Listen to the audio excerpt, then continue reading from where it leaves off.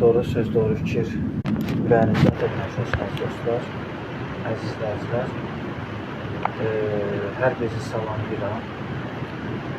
Əlbəttə ki, Milli Fədali Hərəkatının fəaliyyətini bütün dövlət qurumlarımız və siyasi partiyalarımız və qeyri-hökumət təşkilatlarımız izləyirlər.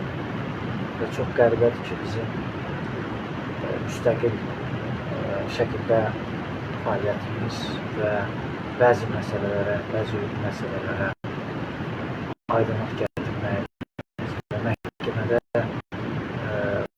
təqsirlənən şəxslərin və onun vəkillərinin təbii ki, səsləndirdiyi ifadələr bəzi hallarda bizim də jurnalistika etikasına və uyğun şəkildə onların nə demək istədiklərini biz yayınlayırıq və bununla da biz əslində ictimai rəyi hazırlayırıq və bununla da dövlətin işləmə mexanizmini və dövlətimizin demokratik idarəetmə sisteminə keçidin daha sürətli aparılması üçün iri addımlar atırıq. Və sözsüz ki, bu bizim kəşfiyyat fəaliyyətimiz bir çox siyasi partiyaların və qeyri-hökumət təşkilatların diqqətini çəkir. Bəzən suallar verirlər, suallar ünvanlayırlar ki, necə olur ki, siz Azərbaycan Respublikasının prezidentini dəstəkləyirsiniz, həmçinin də təqsirlənən şəxslərin məhkəmə proseslərində iştirak edirsiniz. Biz, əlbəttə ki, biz Yeni Azərbaycan Partiyası deyilik və yaxud da hansısa Yeni Azərbaycan Partiyasını dəstəkləyən qeyri-hökumət təşkilatı deyilik ki, biz hansısa siyasi partiyanın maraqlarından çıxış edək. Baxmayaraq ki, bugün Yeni Azərbaycan Partiyasının sədri Azərbaycan Respublikasının prezidentidir. Lakin biz təşkilatımız bu prinsiplərlə, bu maraqlarla çıxış eləmir və bizim təşkilat 1905-ci ildə yaradılan Difai Təşkilatının nizamnaməsinə və proqramına uyğun fəaliyyət göstərir və biz dünyanın istənilən demokratik ölkəsində məsələlərə demokratik ölkələrin prizmasından məsələlərə yanaşırıq və bizə bəzi hallarda Amerika Birləşmiş Ştatlarından, Böyük Britaniya Krallığından və Türkiyə Cumhuriyyətinin kəşfiyyat orqanlarından müxtəlif məlumatlar gəlir və biz bəzi özünə xaricdə yaşayan bloger hesab edən deməli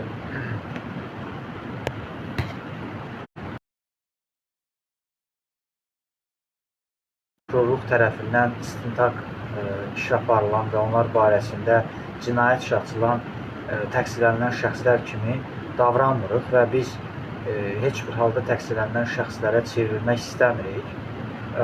Çünki bizim məqsədimiz dövlətimizi qorumaq və dövlətimizin daha demokratik şəraitdə, demokratik cəmiyyət quruculuğuna hazırlamaqdır. Və sözsüz ki, bizim fəaliyyətimizdə şəffaflıq və fəaliyyətimizdə neytrallıq bəzi siyasi partiyaların da diqqətini çəkir. Əlbəttə, biz Məhəmməd Əmin Rəsulzadənin, Mustafa Kemal Atatürkün qurduğu Cumhuriyyətin, Respublikanın dayaqlarını qorumaq və dayaqlarına xidmət etmək bizim boynumuzun borcudur.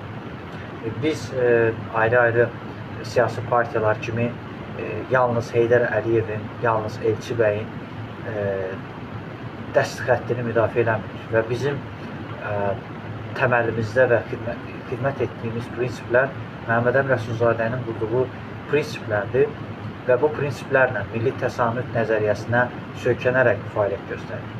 Difai Təşkilatının qurucusu Əhməd bəy oğlu da və onun sonraki hüquq şöbəsinə rəhbərlik edən Azərbaycan Xalq Cümhuriyyətinin parlamentinin banisi, parlamentin ilk sədri Əlimərdan bəy Topçubaşovun həm də Azərbaycanın Avropa Birliyində, Avropa qurumunda, Dünya Birliyində Azərbaycanın ilk nümayəndə heyətinin sədri olub və ölkəmizin prezidenti cənab İlham Əliyev də Azərbaycan ilk nümayəndə heyətinin Avropa Şurasında sədrlərindən biri olub. Biz istəmərik ki, Azərbaycana qarşı hansısa bir qətnamə qəbul edilsin.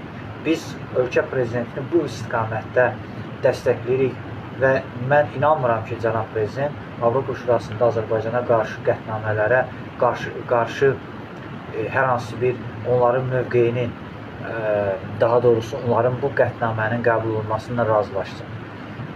Əlbəttə ki, burada qəbul olunan qətnamədə bizim ərazi bütövlüyümüzə qəsd edən Rus separatçılarının mövqeyi də burada öz əksini tapır və biz düşünürük ki, etatizm ideologiyası təməl olmalı və etatizm ideologiyası hüquqi dövlətin təməlini müdafiə edir və biz məhkəmə hakimiyyətini ekskluziv olaraq səhifəmizdə daha çox paylaşaraq onun rolunun daha da vacib olduğunu insanların diqqətinə çatdırır. Baxın, bugün sosial şəbəkələrdə özünə TikToker deyən deməli bir şəxs, təqsirlənən şəxs 6 il 6 ay deməli həbs qəti imkan tədbiri seçildi və bilirsiniz ki, onun deməli cinayət məcəlləsinin deməli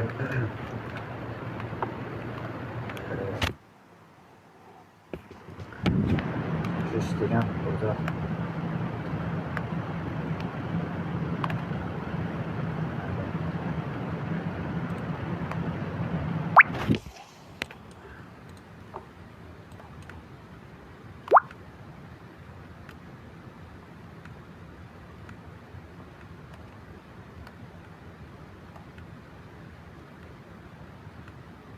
əziz dostlar, texniki problemə görə hər bizə istəyirəm.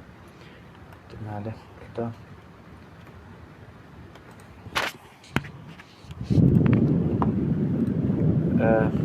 263.2-ci maddəsi yol nəqliyyat vasitələrinin istismarı qaydalarının pozulması və 264-cü maddə yol nəqliyyat hadisəsinin yerindən qaçma maddələri ilə ittiham irəli sürülür. Və biz bugün həm də hüquqşünas, ixtisasca hüquqşünas olan, müstəntiq olan Namizəd Səfərovun, təqsirlənən şəxs Namizəd Səfərovun məhkəmə prosesində iştirak elədi və burada bəzi məsələlərə, çox maraqlı bir hüquqi məsələlərə aid nüanslara toxunduq. Daha doğrusu biz digər saytlar kimi bu məsələlərə neytral mövqedən çıxış elədik və burada həm dövlət ittihamçısının, həm də hüquqşünasın mövqeyini tam paralel şəkildə qeyd eləmişik. Və burada yazmışıq ki, deməli, xaricdə yaşayan soydaşlarımız və Azərbaycan Respublikası vətəndaşlarının təşəbbüsü ilə yaradılan Azərbaycan Xalq Parlamentinin üzvü Namizəd Səfərov Azərbaycan Respublikasının paytaxtı Bakı şəhərində Ağır Cinayətlər Məhkəməsində iştirakımız zamanı təqsirlənən şəxsin vəkilləri Fəxrəddin Mehdiyev və digər şəxs də iştirak edib. Hakim Mahirə Kərimovun sədrliyi ilə dövlət ittihamçısı Vali Ələkbərlinin iştirakı ilə zərərçəkən Ülkər Şıxəliyev iştirak edib. Digər zərərçəkən şəxs Günel Əfəndiyev və digərlər məhkəmədə iştirakı gözlənilir. Təqsirlənən şəxsin və Namizəd Səfərov hüquqşünas olaraq şahidlərdən Sərvan Kərimovun iştirakı ilə vəsadət tələb edirdi. 2025-ci il martından 2025-ci ilin dekabrın 3-nə qədər prosesin getdiyini bildirdi. Sonra ekspertiza rəy kağız vasitəsilə barmaq izlərinin Azərbaycan Respublikası Daxili İşlər Nazirliyinin Kriminalistik Təhqiqat İdarəsi əməkdaşlarının şahid qismində məhkəmədə ifadə verməsinə dair vəsadət tələb etdi. Dövlət ittihamçısı Vali Ələkbərli Azərbaycan Respublikasının Əmək Əhalinin Sosial Müdafiə Nazirliyi nəzdində Sosial Xidmətlər Agentliyinin İnsan Alveri Qurbanlarına Yardım Mərkəzinin işçisi zərərçəkən Günel Əfəndiyeva və Azərbaycan Respublikası Vəkillər Kollegiyasında təqsirlənən şəxs Namizəd Səfərovun çalışdığını məhkəmədə bildirdi. 8 dekabr 2025-ci il Nərimanov rayonunda Azərbaycan Respublikası Cinayət Məcəlləsinin 378 və 308-ci maddələri ilə dələduzluğun şəxs tərəfindən öz qulluq mövqeyini istifadə etmə törədilməsi ittihamı ilə 5 il həbs qəti imkan tədbiri seçildiyini xatırlatdı. Təqsirlənən şəxs Namizəd Səfərov Azərbaycan Respublikası Daxili İşlər Nazirliyinin Kriminalistik İdarəsi və Azərbaycan Respublikası Ədliyyə Nazirliyi məhkəmə ekspertiza əməkdaşlarının ifadə verməsini tələb etdi. Amma dövlət ittihamçısı Vali Ələkbərli rədd etdi. Sonra məhkəmə prosesində hüquqda fasiləsizlik prezumpsiyası ilə bağlı vəsadət tələb etdi.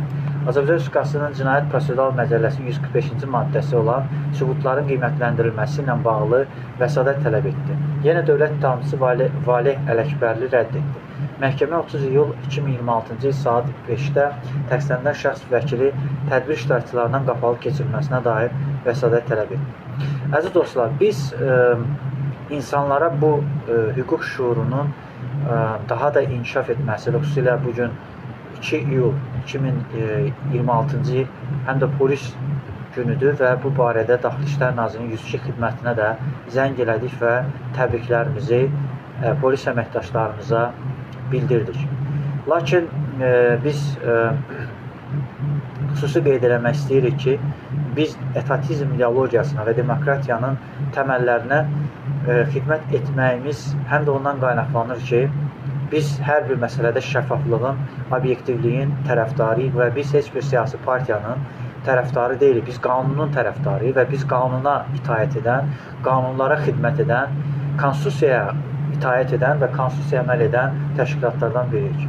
Ona görə bizim fəaliyyətimiz və istiqamətimiz insanların da təbii ki, rəğbətini qazandırır və biz sınmayan, əyilməyən, heç bir zaman rəiyyətə və ağaya əyilməyən və köləliyə və qanunsuzluğa əyilməyən təşkilatlardan biriyik. Və qanunsuzluğa, rüşvətə, korrupsiyaya, seçki saxtakarlığa, xaricdən qrant kampaniyasına qoşulmayanlardan biriyik.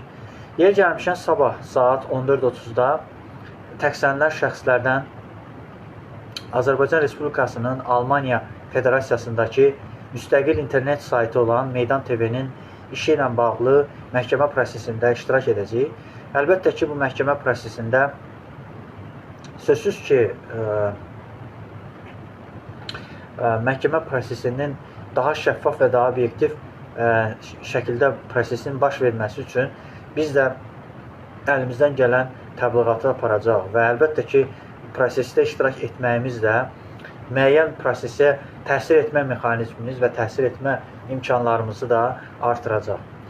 Və biz bəzi televiziya kanalları kimi hansısa dövlət ittihamçısının deyək ki, mövqeyini, yalnız dövlət ittihamçısının, prokurorun, hakimin mövqeyini əks etdirmirik. Həm də təqsirləndirilən şəxslərin mövqeyini də əks etdiririk. Və bəzi hallarda görürsünüz ki, məsələn, müstəqil internet televiziyaları, xüsusilə Toplum TV və yaxud da Meydan TV və yaxud da Kanal 13 və yaxud da Hamam Times və yaxud da digər saytlar, internet saytları daha çox təqsirləndirilən şəxslərin mövqeyini müdafiə edirlər və onlar əsasən beynəlxalq insan haqları təşkilatlarının Amnesty International, Human Rights Watch, Freedom House kimi daha çox demokratik ölkələrin maraqlarını və demokratik ölkələrin təşəbbüsünü irəli sürən və Avropa inteqrasiya siyasətini müdafiə edən beynəlxalq təşkilatlardır ki, bu beynəlxalq təşkilatların həmin təqsirləndirilən şəxslərin və xüsusilə qeyri-hökumət təşkilatların və kütləvi informasiya vasitələrinin və siyasi partiyaların nümayəndələrinin məhkəmə proseslərində iştirak etməyimiz də bir daha sübut edir ki, biz məhkəmə hakimiyyətinə tam belə olaraq hörmətlə yanaşırıq və bu qurumun daha da şəffaf və daha da obyektiv, müstəqil fəaliyyət göstərməsinə vəsilə oluruq. Əlbəttə ki, məhkəmə daha demokratik və daha şəffaf fəaliyyət göstərdiyinə heç birimiz şübhəmiz yoxdur. Çünki məhkəmə dünyanın istənilən demokratik ölkəsində insanların hüquq və azadlıqlarını qoruyur və onlara vəkillər kollegiyasında təmsil edən və türklər buna barolar birliyi deyir və təbii ki, türklər buna yargıç deyir və yargıtay deyir və prokurorluğa təbii ki, savcılıq deyilir və ümumiyyətlə Türkiyədə də həmin proses gedir və Türkiyədə də prezidentə iftiraların, ittihamların və prezidentin siyasətinə, prezidentin komandasına və prezidentin yürütdüyü siyasətə qarşı kimlər çıxırsa, əlbəttə onların böyük bir hissəsinə təbii ki, prezident vətəndaşdır və vətəndaş olaraq şikayət edə bilər və tapşıra bilər ki, məruzə edə bilər ki, nazirlər məruzə edə bilər ki, prezident sizin haqqınızda qeyri-obyektiv və yaxud da belə deyək də həqiqəti əks etdirməyən daha çox xarici xüsusi xidmət orqanlarını belə deyək maraqlarına xidmət edən informasiyalar yayılır. Və biz də əslində daha obyektiv şəkildə prosesin nədən ibarət olduğunu və proseslər nəyi ifadə elədiyini biz kənardan izləyirik və biz təbii ki, kimisə hədəf etmək istəmirik, kimisə düşmən eləmək istəmirik, kimisə özümüzü incitmək və küstürmək istəmirik. Amma biz görürük ki, burada xarici xüsusi xidmət orqanlarının müəyyən müdaxiləsi var. Çünki bu müdaxilələr olmasaydı, demokratiya uğrunda mübarizə aparan və hüququn aliliyini və konstitusiyanın aliliyini müdafiə edən tərəflər cinayət prosedural məcəllələri və cinayət məcəllələrinin müvafiq maddələri ilə cəzalandırılmazdılar və təbii ki, onların konstitusiya məhkəmələrinə müraciət etməsi daha vacibdir və biz Əhməd bəy Ağoğlunun bizə belə deyək də, Əhməd bəy Ağoğlu özü də Türkiyə Cumhuriyyətinin Ankara Hüquq Universitetində təhsil alıb və pedaqoji fəaliyyətlə məşğul olub. Öz övladları da təbii ki, Türkiyə Cumhuriyyətinin məhkəmə instansiyasında vəkillik edib və təqsirlənən şəxslərin vəkilliyi ilə məşğul olub və Süreyya Ağoğlu da bilirsiniz ki, çox savadlı və vəkillərdən biri olub. Türkiyə Cumhuriyyətinin deməli, parlamentinin, mətbuat xidmətinin yaranmasında, Anadolu Agentliyinin və Cumhuriyyət qəzetinin yaradılmasında məhz Əhməd bəy Ağoğlunun müstəsna xidmətləri var. Əlbəttə ki, Türkiyə Cumhuriyyətinin və Azərbaycan Xalq Cumhuriyyətinin ideoloji banisi Əli bəy Hüseynzadə həm də Füyuzat qəzetinin baş redaktorudur. Yeri gəlmişəm, biz bugün də Hacı Zeynəbdin Tağıyev adına Azərbaycan Milli Tarix Muzeyində Türk dünyasının, Türk dövlətlərin təşkilatının üzv ölkələrini və Türk dövlətlərin Mədəniyyət Şurasının və təbii ki, Azərbaycan Respublikasının Mədəniyyət Nazirliyinin təşəbbüsü ilə 1926-cı ildə əsası qoyulan Türkoloji Qurultayın 100 illik yubileyi ilə bağlı sərgidə iştirak elədi və sərgi ilə bağlı çox sayda Türk dünyasının tarixini və onun əlifbasını, onun mədəniyyətini əks etdirən müəyyən çox vacib nüansları paylaşdıq və biz həm də bu tarix muzeyində Məhəmməd Əmin Rəsulzadə və Mustafa Kemal Atatürkün şəkilləri ilə və portretləri ilə, eskizləri ilə şəxsən bizim bu qurultayın bağlı sərgiyə ən böyük xidmətimiz və bu barədə çox təəssüf ki, bəzi belə deyək də, həmin tədbiri təşkil edən insanlar çox təəssüflər olsun ki, Rusiya Federasiyasının demək olar ki, xüsusi xidmət orqanlarının təxribatına və onların təsirinə məruz qalaraq Azərbaycan Respublikasının Konstitusiyasının 21-ci maddəsini kobud şəkildə pozaraq həmin tədbirdə Azərbaycan Respublikasının dövlət dilinə zidd olaraq Türk Dövlətlər Təşkilatının nizamnaməsinə zidd olaraq rus dilində müsahibələr verirdilər və rus dilində danışırdılar.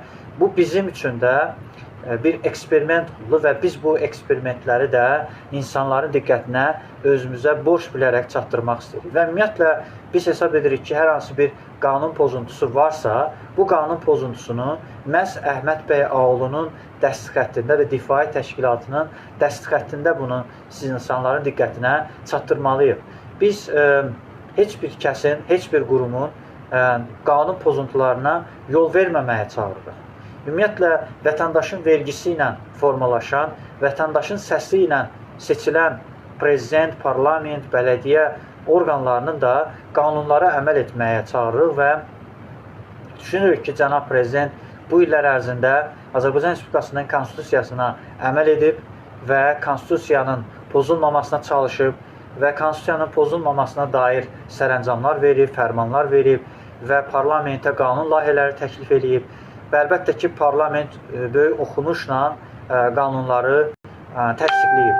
Bu baxımdan mən hesab edirəm ki, prezident haqqında xalqın 92% əgər səs veribsə, son 2024-cü il prezident seçkilərində və 5 dəfə prezident seçkilərində qalib gəlibsə, öz çətin rəqiblərindən İsa Qəmbərə və Cəmil Həsənliyə 2003-cü və 2013-cü illər seçkilərində inzibati yollarla, hüquqi yollarla qalib gəlibsə və əlbəttə ki, hüquq-mühafizə orqanlarının iradəsi ilə qalib gəlibsə, əlbəttə ki, onun hüquqi resurslarının daha güclü olduğunu, konstitusiyon resurslarının daha güclü olduğunu bir daha sübut edir. Əlbəttə ki, prezident seçkilərinin, parlament seçkilərinin, bələdiyyə seçkilərinin daha demokratik olması üçün Mərkəzi Seçki Komissiyası da daha şəffaf və daha obyektiv şəkildə çalışmalıdır və beynəlxalq təşkilatlar tərəfindən onlara edilən tənqidlərdən nəticə çıxarmalıdır və seçki pozuntularına yol verən müəllimlərin işdən azad edilməsinə çalışmalıdır.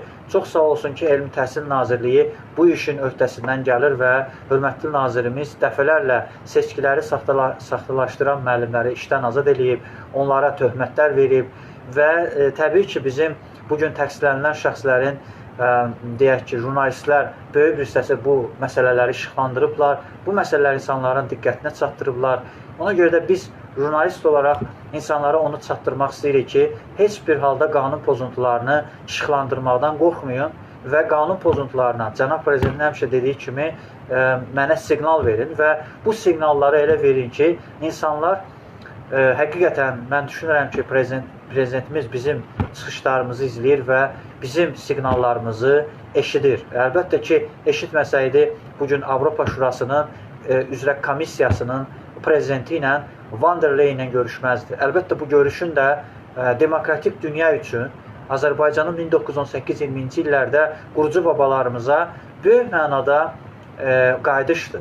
Çünki 44 günlük müharibədə ərazi bütövlüyümüzün bərpa olunmasında məhz Avropa ölkələrinin, demokratik ölkələrin böyük rol olub və onların BMT-də 4 qətnamənin qəbul olunmasında böyük rol olub. Əlbəttə ki, Böyük Britaniya Krallığı, Fransa Respublikası, Amerika Birləşmiş Ştatları, Türkiyə Cumhuriyyəti, İsrail dövləti və buna əlavə İslam ölkələri, xüsusilə Böyük Britaniyanın müstəmləkələri olan Pakistan İslam Respublikası və s. Yəni, bütövlükdə mən hesab edirəm ki, insanlar qanun pozuntularını harada görürsə, bunları insanların diqqətinə mütləq çatdırmalıdırlar.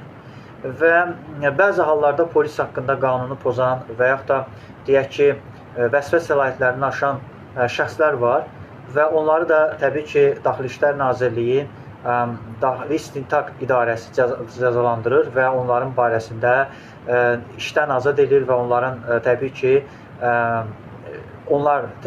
Cənab Prezidentin dediyi kimi, onlar Cənab Prezident tərəfindən yox, Daxili İşlər Nazirliyi tərəfindən cəzalandırılırlar və bunlar təbii ki, məxfi xarakter daşıyan informasiyalar xarakteri alır və əlbəttə ki, bunlar Daxili İşlər Nazirliyinin mətbuat xidmətində yayınlanmır və bunun yayınlanmaması Daxili İşlər Nazirliyinin nüfuzuna zərər dəyilməsi ehtimalı yaraddığına görə bu informasiyaların dövlət sirri və hərbi sirlər xarakteri daşıdığına görə həmin şəxslərin anonimliyi də qorunur və həmin şəxslərin adları çəkilmir. Və əlbəttə ki, Daxili İşlər Nazirliyi həm də daxili qoşunların rolunda çıxış edir və əlbəttə ki, silahlı qüvvələrin rolunda çıxış edir.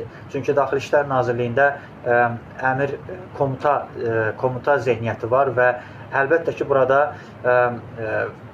müəyyən rütbələr var, hərbi rütbələr var.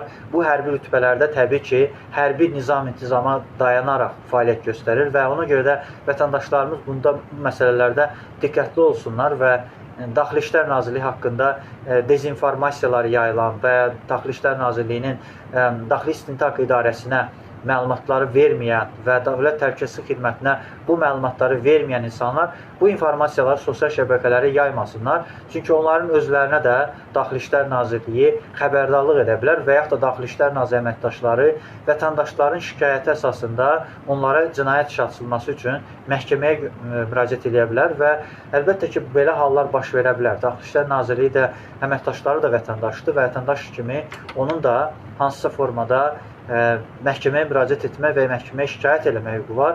Ona görə də bəzi hallarda biz çalışmalıyıq ki, insanlar hüquq biliyinə və hüquq savadına malik olsunlar və hətta Şüvalanda baş verən hadisə ilə bağlı Daxili İşlər Nazirliyinin beynəlxalq nüfuzuna və daxili nüfuzuna zərər dəyən informasiyalar yayılmışdı və bu informasiyaların qarşısını alınması üçün təbii ki, blogerlər və vətəndaşlar əlbəttə polis haqqında qanunun məsələlərini geniş, detallı şəkildə açıqlamalıdırlar və mən istəyərdim ki, polis haqqında qanunu insanlara çatdırım. Çünki bu barədə xaricdə yaşayan, İsveçrədə yaşayan videobloger Mehman Hüseynov belə bilmir. Amma təbii ki, ya izləyirsə, mən polis haqqında qanunu sizə oxuyum.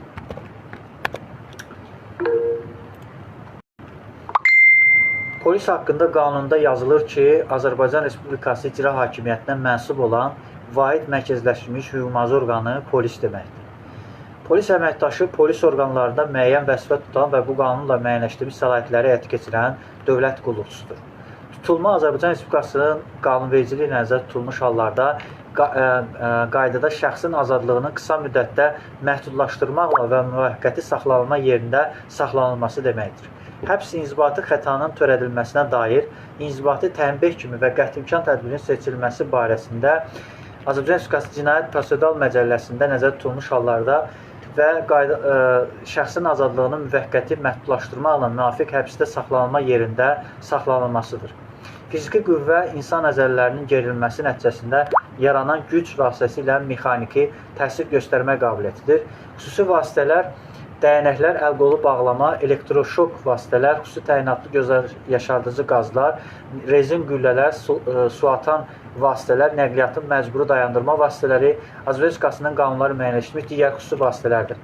Yaşayış yeri bir və ya bir neçə şəxsin yaşaması üçün müvəqqəti və yaxud daimi istifadəyə yerilən, o cümlədən ev, mənzil, bağ evi, mehmanxanada, sanatoriyada, pansionatda və yataqxanada istirahət yerində, kampnikdə, turist bazasında otaq və onlara bilavasitə bitişik aynə bəndlər, teraslar, qaleriyalar, eyvanlar və ümumi istifadə üçün yerlər və yaxud da deməli tələbatlarını təmin etmək üçün istifadə olunan digər tərkib hissələri olan çox mənzili evlər, zirzəmisi, çardağı və dəniz gəmisinin kayutu olan qatarın kupesidir.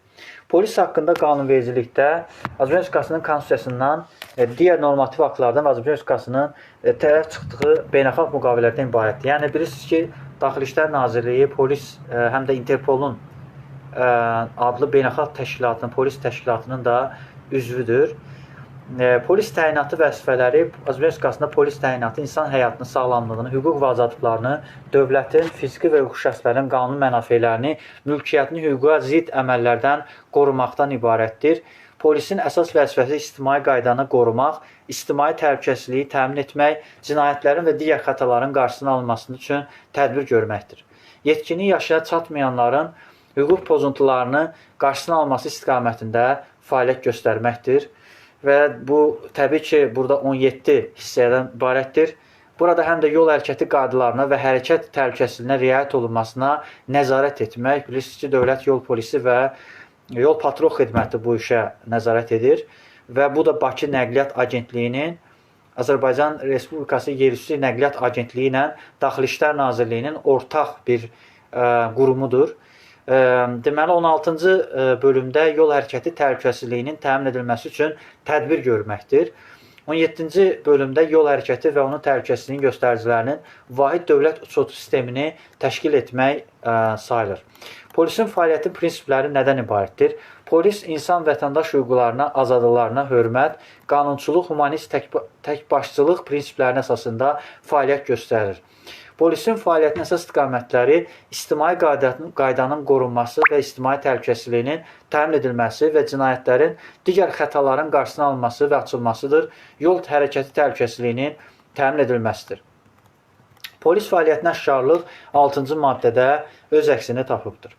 7-ci maddə polisin qanun tələblərinin icrasının məcburluğudur. Burada qeyd olunur ki, polis əməkdaşı qanunla müəyyənləşdirilmiş səlahiyyətləri yerinə yetirərkən dövlət hakimiyyətinin nümayəndəsi kimi çıxış edir. Yəni, polis əməkdaşı hətta Daxili İşlər Nazirliyi qorumaqla bərabər bütün nazirlikləri, bütün icra hakimiyyətlərini, yəni konkret inzibati, belə deyək də, hökumət orqanlarının, yəni konkret olaraq icra hakimiyyəti, Nazirlər Kabineti, dövlət qurumlarının qoruyur və yaxud da dövlət qurumlarının əməkdaşlarını qoruyur, və o cümlədən təbii ki, prezident, parlament və bələdiyyə orqanlarının seçkili orqanları da qoruyur. Çünki onlar da vətəndaş statusuna sahibdirlər. 9-cu maddədə polis tərkib hissələrinin tabeliyində nədən ibarətdir? Polis xidmətlərinin yaradılması, yenidən qurulması, ləğvi və polis fəaliyyətinə rəhbərlik, polis orqanlarında vəzifəyə təyin və vəzifədən azad etmə Azərbaycan Respublikasının müvafiq icra hakimiyyəti orqanının müəyyənləşdiyi qaydada həyata keçirilir. Polis vəzifələrinin yerinə yetirilməsində dövlət orqanlarının və yerli idarəetmə orqanlarının da iştirakı nəzərdə tutulur. Polisin beynəlxalq əlaqələri nə qeyd olunur? Azərbaycan Respublikası polis orqanlarının xarici ölkələrinin polis orqanları və beynəlxalq polis təşkilatlarının əməkdaşlığı, Azərbaycan Respublikasının tərəfdar çıxdığı beynəlxalq müqavilələr, xarici ölkələrin polis orqanları və Azərbaycan Respublikasının müvafiq icra hakimiyyəti orqanının bağladığı beynəlxalq müqavilələr və Azərbaycan Respublikasının üzv olduğu beynəlxalq polis təşkilatlarının nizamnamələri əsasında tənzimlənir. 12-ci maddədə polisin fəaliyyətinə nəzərdə tutulur.